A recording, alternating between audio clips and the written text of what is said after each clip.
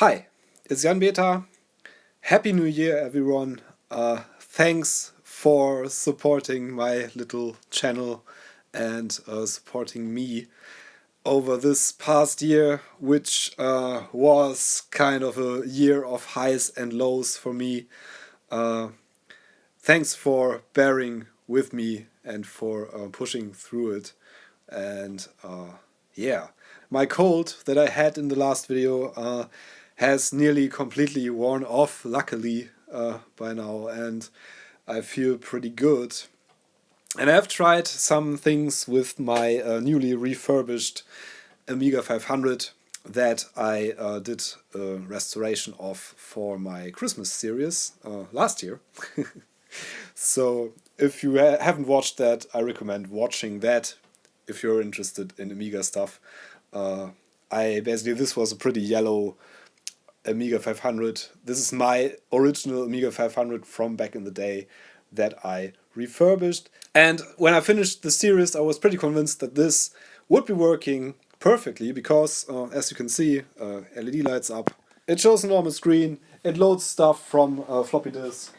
Everything seems to be alright, basically. But then I came across some weird behavior.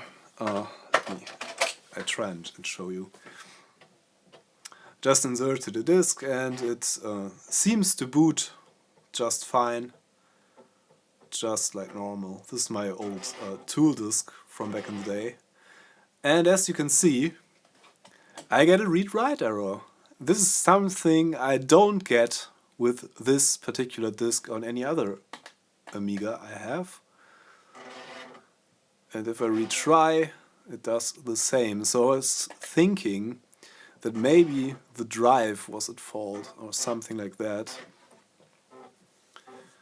But as it turns out, it is something else.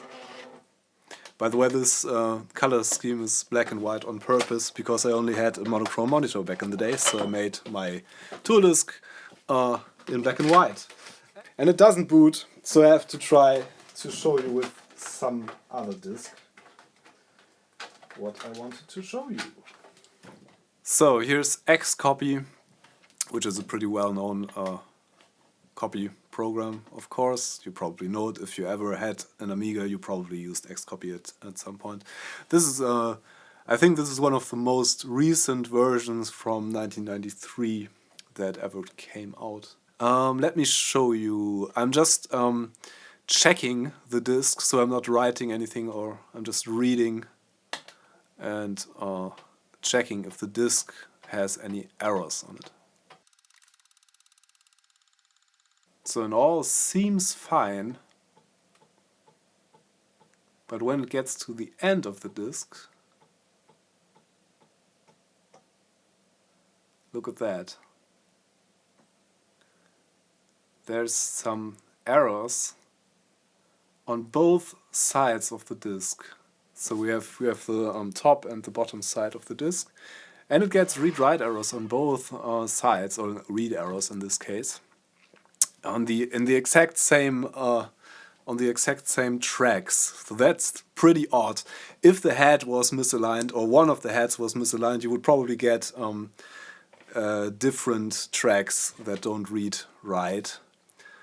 This is pretty strange that it's on both tracks, and it's not the disk. So the thing I wanted to point out is that this gets sometimes the disks work fine, sometimes I get weird read-write errors on disks that are perfectly fine on other Amigas. So I decided to give this a proper check. I used the Amiga diagram, in this case the 16-bit version. There's versions for every Amiga out there. And this was made by Chucky Hertel, who's he's pretty well known in the Amiga scene, and he made this. This is an old version that I burned on an EEPROM ages ago, but it still works to show you what the fault in this particular Amiga is, probably. I'm going to link the diagram homepage below. It's very interesting. It's very sophisticated tool for troubleshooting Amigas. It basically is a replacement kickstart ROM that goes in your kickstart ROM socket and has all kinds of diagnostics tools in it, probably even more than I'm about to show you in the actual new version that is out. This is, as I said, an old version, like a year old or something like that. But it's enough to test my Amiga here. So let me put this in and show you what we can see. So here's my original kickstart ROM. I'm just gonna pull that.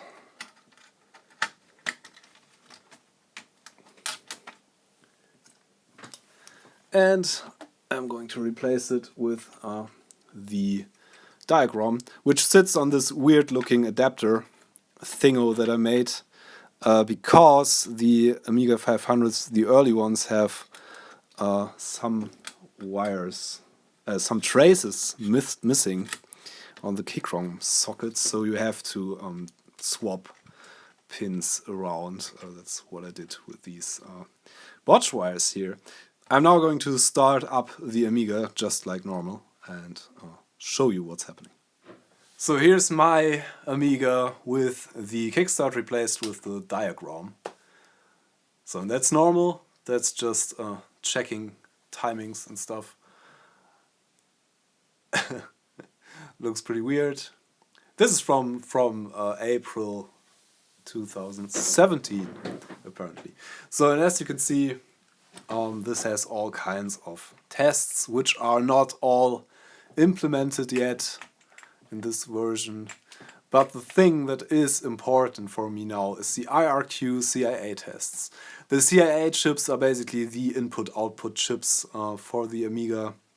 There are two of them, they are interchangeable, and I showed you in the last video where I refurbished the Amiga that these are not socketed on this particular Amiga, which is pretty uncommon. Usually they are socketed because they are a common part to fail in the Amiga 500, because they run pretty hot and they are not very well made chips, I guess.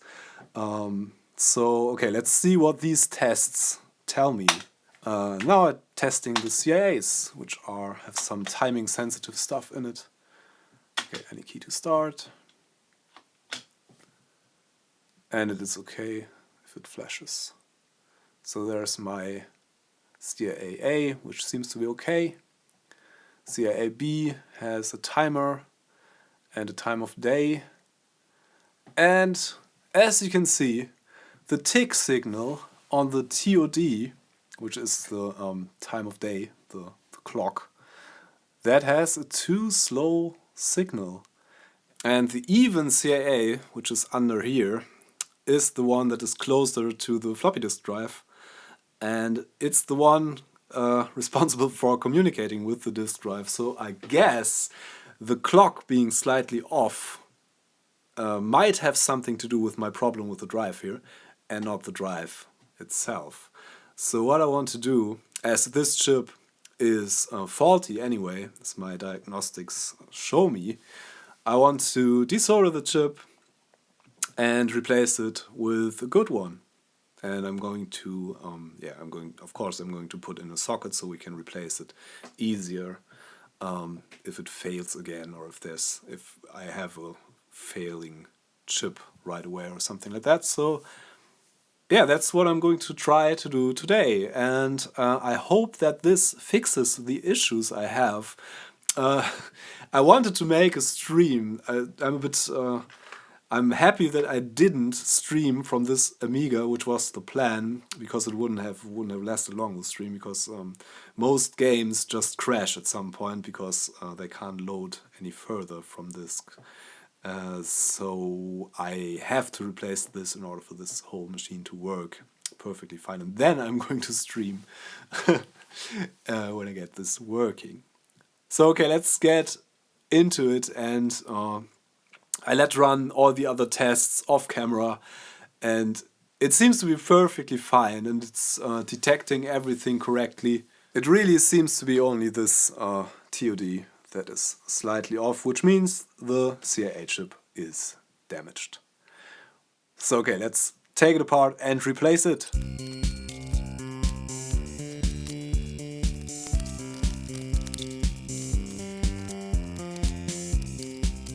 So, and here's where it's located. This is our even CAA. I'm just going to mark this with an X so we know that it's broken. This seemed to be absolutely fine, the odd CAA. So I'm just going to desolder this and replace it with a socket at first, and then with a hopefully working replacement chip. I added some flux to make it easier to desolder the chip. And I'm using my trusty desoldering station, which I made a video about ages ago that I'm going to link in here because people keep asking about this desoldering station, and it's still in nearly daily use and it's still works well. Let's put it like that.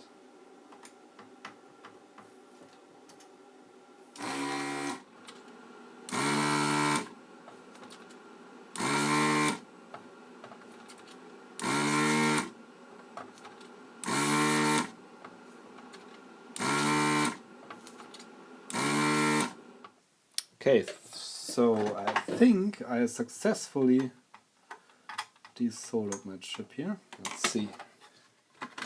Yep, and it just comes out very easily. So let's put in a socket. And I have a couple of 40 pin sockets left. Yeah, I'm just going to use one, please. So this is how you want to put it in. There's the silk screen on the PCB tells me that the little notch should go there, which is also corresponding to the little notch on the IC, of course. So yeah, that's how I'm going to solder it in. And I'm going to do it like this, usually just tag two of the side pins here so to hold it in place, and then I go on and solder all the connections properly. So that's what I'm going to do. And I have to put the camera somewhere like there to not be in the way, so I can work on this properly. Hopefully you can still see a bit what I'm doing. So this is my Amiga, so I'm going to be extra super duper careful.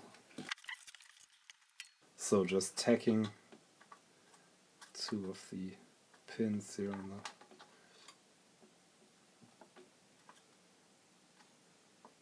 So now it's held in place already, and I can solder the other pins properly.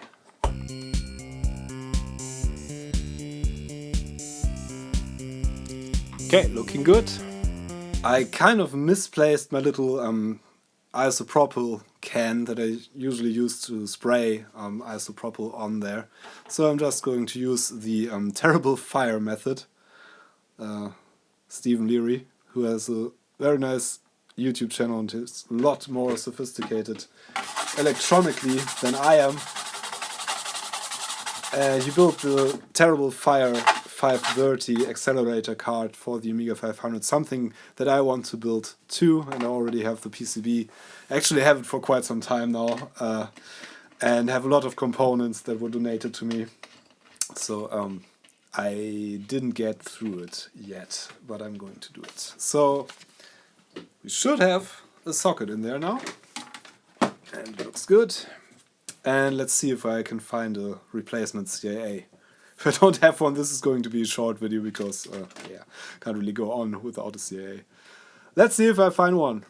So, and as you can see, here's my little stash of Amiga chips. And as you can see, I'm running quite low. They are really a part that fails pretty often. I have like 3 broken ones here. And there's one that isn't marked at all, and another one that's marked OK. Should probably use the one that's marked OK to be sure that it's OK.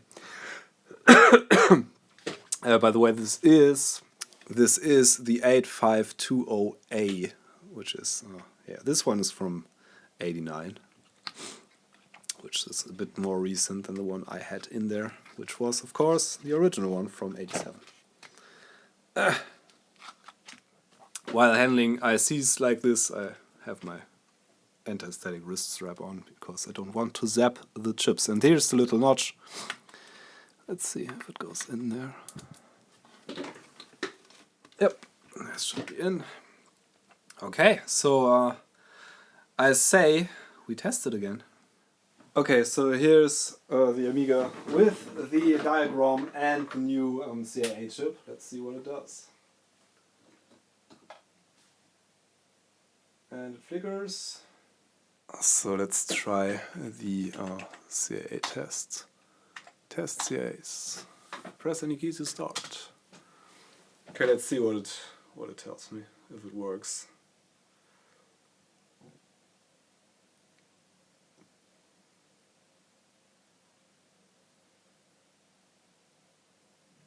Yay! And it seems to be fine now. So the CIA I put in there seems to do the job. So let's test if we get similar issues with the drive still. So I'm putting in the normal kickstart ROM again. I guess because the other stuff was all working just fine. Okay, there we are.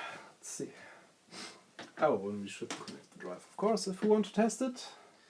And yeah, I think I shouldn't have said that about the CIAs being not socketed in the last video. It's kind of like a bit of Murphy's Law. So, Murphy got me there. Let's try my tooldisk that didn't work at all, I think. Okay, and it still has a read-write error. That's not great. We still got the same behavior with the X-copy stick things here. So maybe the drive isn't perfect after all. But the CIA definitely had a problem there.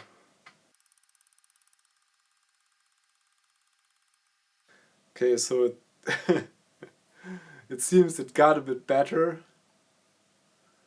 but we still have some problems with the drive.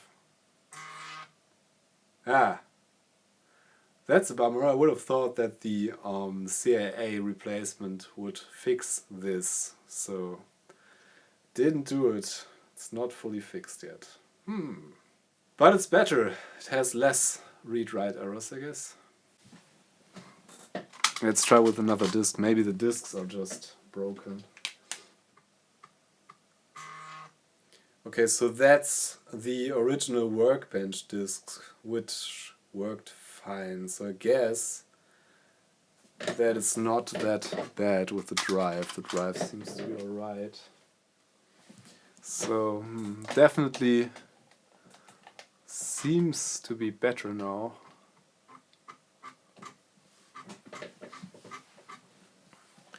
This disk seems to work just fine, so maybe I just have some problems with my old disks.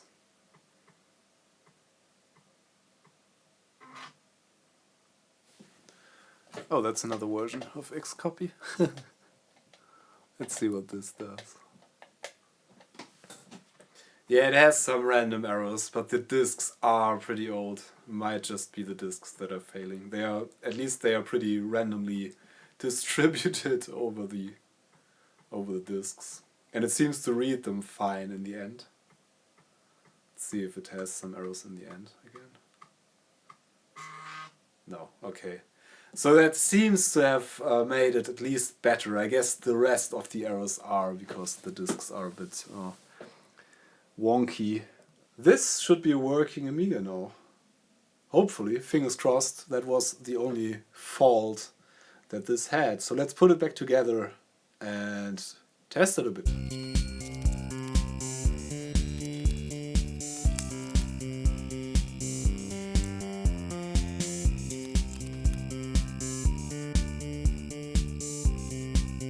Okay, I tested this a bit and it seems at least to work way better than with the broken or faulty CIA chip.